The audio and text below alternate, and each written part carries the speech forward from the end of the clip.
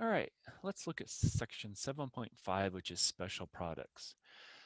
So with special products, there are certain shortcuts that exist when multiplying polynomials. So we know we did the FOIL last time, and then we did the rainbow. Now, the shortcuts exist only if you're able to see them prior to multiplying, and it will save you a little bit of time. And there are two basic types. We have a difference of two squares. So what those are is basically given a product of two binomials where the terms are the same but they have opposite middle signs. The product results in a difference of two squares.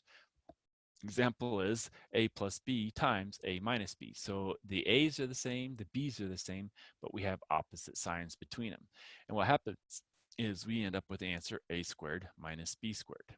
Okay, and the reason for that is if we go back and do our FOIL, what happens is the two middle terms are going to cancel out because you're going to have this one, the b times a is positive, and this one, the a times b is negative, and so the outer and inner, when you multiply them and add them together, they cancel, and hence you don't have any middle term. Okay, your first term, a times a, is a squared. Your last term, b times b, is b squared, and it's going to be a negative, and so that's why you have difference of squares. So if you see that the two items have opposite signs, then you just have to square the first one, subtract the square of the second one, and you're done. Now, on the next one, perfect square trinomials, basically if we have some binomial x plus y quantity squared or x minus y the quantity squared, what we can do is we just plug it into the formula and we're just going to have the answer x squared plus 2 times x times y. So we're going to just take 2 times x times y plus y squared. And again, this comes down to how the two middle terms are going to work out. And the same goes if we add the minus, it's going to be a minus 2x times y. And so what happens is if we multiply this out, x plus y times x plus y, when we FOIL, what we get is x squared, and then we have plus xy, and then the middle term is xy, and then our last term is y squared, and so that becomes 2xy, and then we still have our y squared and our x squared at the beginning, and this is what this is. Now, if this had been a negative, what happens is the same thing. We're going to get a minus 2 times that in the middle. And so we'll have x times x is going to be x squared. X times a minus y is a minus xy. A minus y times x is going to be a minus xy. And a minus y times a minus y is going to be a plus y squared. This becomes a negative 2xy. We still have our x squared and our y squared on the beginning and the end. And so that's why if you have something squared, you just basically take, if it's a negative, you take negative 2 times x times y. And if it's a positive in between, you take a 2 times x times y, whatever x and y are. So that's how it's going to work. Okay, so if you see those things, it's going to make your life easier when you actually multiply and divide. If not, guess what? You can still FOIL, you can still do all that stuff, and it's not going to hurt you. So it's just a couple things to see to be able to actually make things a little bit easier. And also, once you start factoring, when you see this, eventually what's going to happen is you're going to see that kind of a thing, and you're going to have to factor into this. And so if you know going this way you get this, then eventually you'll learn that going that way you get that. And the same is what happens here.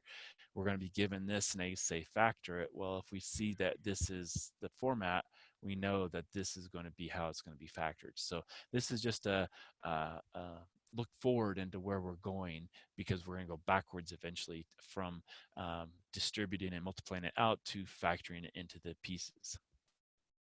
All right, so let's look at some examples.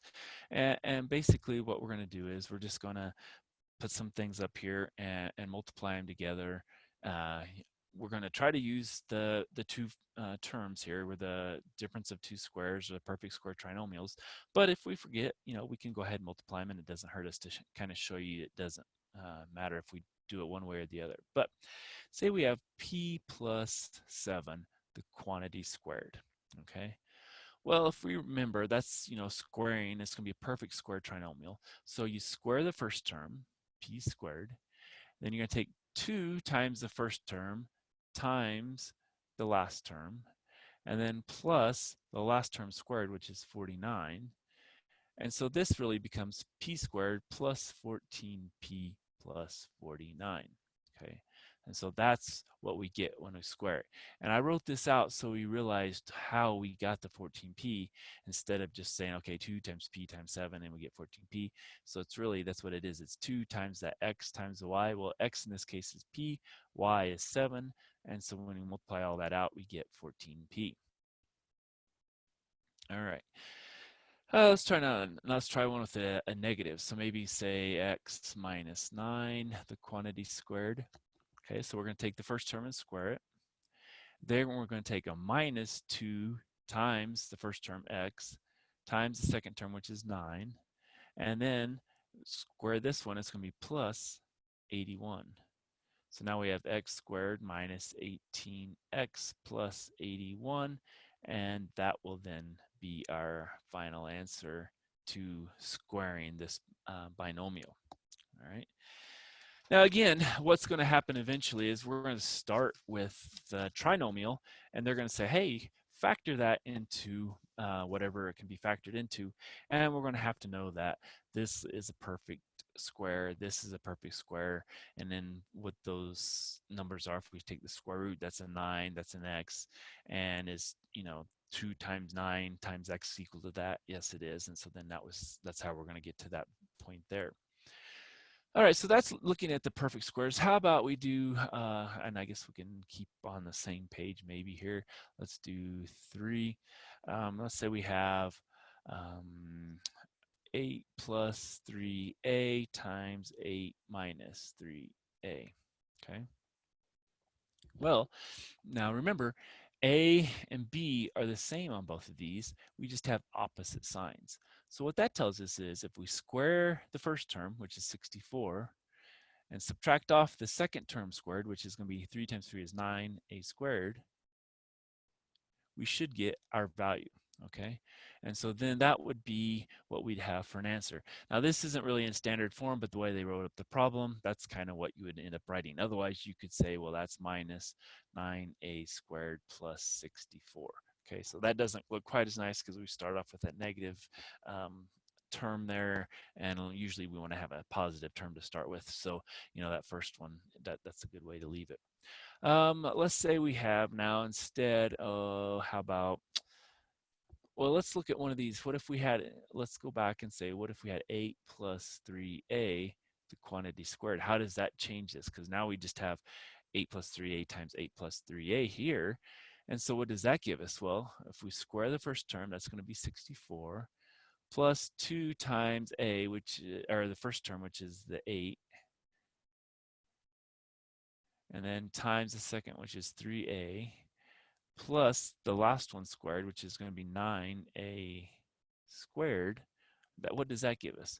Well, that gives us 64 plus, well, 2 times 8 times 3, so that's 24 times 2 is 48a plus 9a squared. Now this one we can rewrite in standard form. So that would be 9a squared plus 48a plus 64. That looks a lot better. And so that would be how we would write that final answer. Okay. And again, a lot of this is just multiplying it out and getting our final value. All right, let's look at another squared term here. Maybe how about, I don't know, we on 5, we on 4 or 5? We're on 5, I guess. All right, so if we go and we do the next one, let's say we have 1 plus 5n, the quantity squared, okay?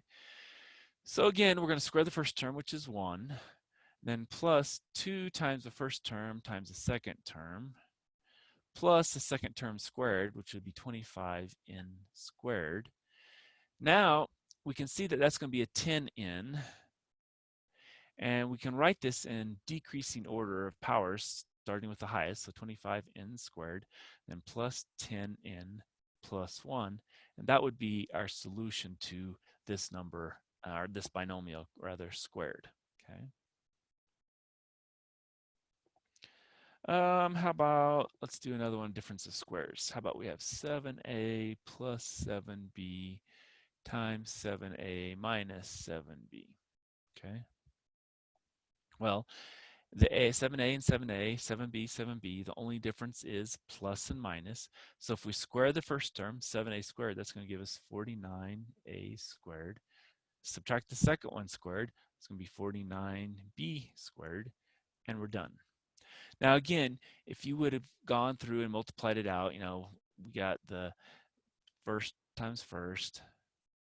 All right, it's probably going to disappear. So first times first, and then we have outer, then we have the inner, then we have the last. Well, that times that, we have this. Now this outer one is going to give us a negative 49ab. The inner is going to give us plus 49ab. And then our last is going to give us the minus 49b squared. And as you notice, those cancel. And so that's why we don't have a term here. Okay.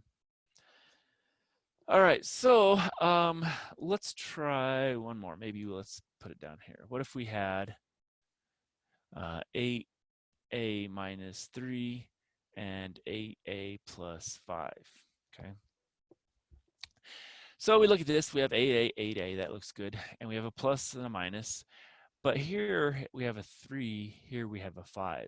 So this one doesn't fit this nice difference of squares. And so this one we really have to FOIL. And that's what's going to happen is they're going to start throwing things in where you have all kinds of different binomial times binomial, trinomial times trinomial, and you have to kind of remember how they work. And so, if you don't have the difference of squares, you have to go back to FOIL. So 8a times 8a is going to be 64a squared. 8a times 5 is going to be plus 40a. Minus 3 times 8 is going to be minus 24a. And then we have minus 15. Okay. And again, maybe it would have been better. Maybe we should have said minus 24a minus 15. And then we know we'd be kind of doing what we've been doing, lining things up top to bottom and doing it that way. Let's do that. And so when we do that, what we can do is say, okay, well, 64 and that is 64a squared. Well, now if we do this and borrow, that's going to be plus 16a, then minus 15, and then that then would be our solution to this binomial times this binomial. All right, so that's the end then I have for the actual lecture.